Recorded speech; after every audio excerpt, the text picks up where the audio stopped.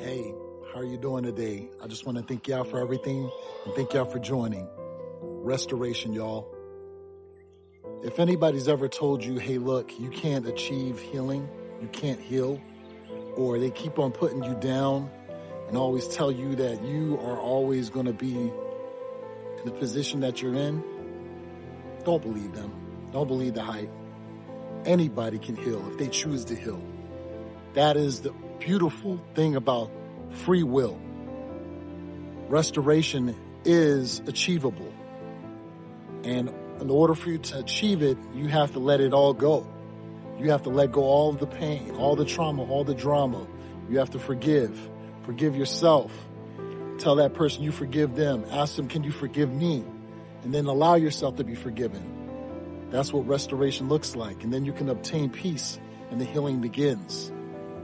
Give all praises to the Most High, righteously and